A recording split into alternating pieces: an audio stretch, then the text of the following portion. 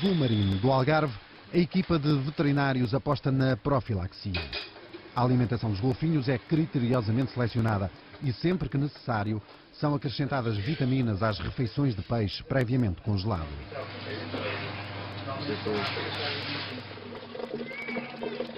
Endoscopias e análises de sangue regulares permitem despistar eventuais complicações. Os golfinhos mantêm um comportamento tolerante que o sorriso dissimulado acentua. Fatores que ajudaram a erguer uma série de lendas e mitos em torno desta espécie. É verdade que os golfinhos partilham connosco muitas características, algumas físicas, algumas fisiológicas. Poderão eventualmente ter alguns laços sociais com que nós nos identificamos, mas esse é um dos grandes mitos. Eles não são os humanos dos oceanos.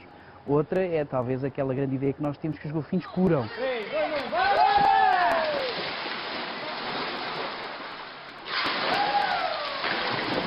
Uma ideia que tem servido de base a uma série de experiências com crianças autistas ou com paralisia cerebral, levadas a cabo em diversos pontos do globo. Muitas destas experiências não têm qualquer fundamento científico. Até se dizia, uma criança autista nem precisa estar dentro d'água com o golfinho, basta estar na proximidade e já beneficia desse campo irradiante que vem do golfinho.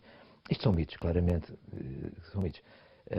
Falava-se que o sonar dos golfinhos, que tem aquele sonar que é para localizarem-se uns aos outros e localizarem objetos dentro d'água, seria talvez a fonte das radiações, o que não está de maneira nenhuma provado, nem que tenha outra fonte de radiações. Para tentar desfazer o mito, Emílio Salgueiro aceitou o desafio do Zoo Marino: estudar os efeitos da interação dos golfinhos com um grupo de 23 crianças autistas do Algarve. Foram 3 anos de preparação e de observação de comportamentos ao longo das 12 sessões a que cada criança foi submetida. Vejamos o caso do Gonçalo, o menino que aparece nestas imagens. Aos 4 anos deixou de falar. Os primeiros contactos com o golfinho foram dramáticos.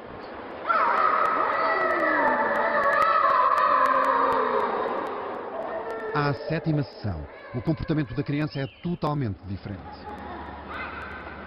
Olha, cá está. Consegue tocar na cara do golfinho e na cabeça do golfinho. À medida que o Gonçalo ganha confiança com o animal, vai-se libertando da figura da terapeuta e entra num jogo de interesses com uma terceira entidade. As crianças vão percebendo que é ao treinador que têm que se aproximar, não é? Mantém o porto de abrigo em relação à minha figura, mas progressivamente vão-se autonomizando em relação à figura do treinador para poderem ter uma interação mais arrojada, mais arriscada com o golfinho. Na 12ª sessão, diferenças de comportamento são notórias. Gonçalo nunca mais fez terapia com golfinhos, mas 4 anos depois, a cumplicidade com as estrelas do Zoo Marino são evidentes. E há ainda outra evidência. Depois do estudo do professor Emílio Salgueiro, o Gonçalo recomeçou a falar. Depois com os golfinhos, ele começou por emitir uns sons, até começou a falar. Começou a falar de tudo, até eu acho que agora fala até demais, fala de tudo ele. E até hoje, tem 10 anos, o Gonçalo diz tudo.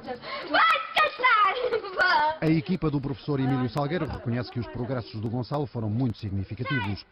Mas, de um modo geral, os benefícios obtidos pelas crianças não se revelaram tão espetaculares. Algumas beneficiaram mais, outras menos, mas em termos de grupo tiveram um benefício moderado. Sobretudo em termos de quê?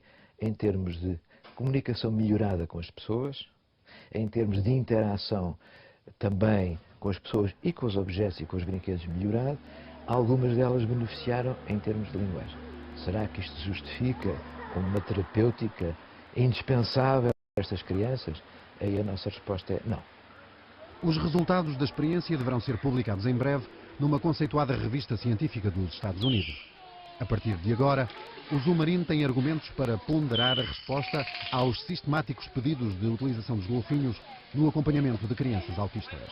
Brincar só por brincar aos terapeutas é uma coisa que nós, obviamente, por questões éticas, por questões emocionais, mas por questões de princípio, não podíamos aceitar.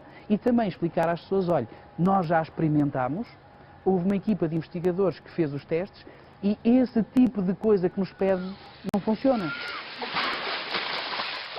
Definir quais as terapias que funcionam quando falamos de autismo é algo que a ciência não consegue fazer com rigor.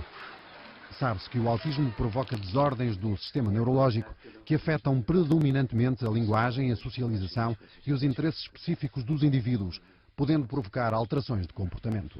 Uma parte do sistema nervoso central está organizado em termos de receber muito rapidamente o que é que vem do outro lado e de ser capaz de dar uma resposta idêntica. Por exemplo, a mãe diz, e o bebê é capaz de dizer, os autistas falham nisto.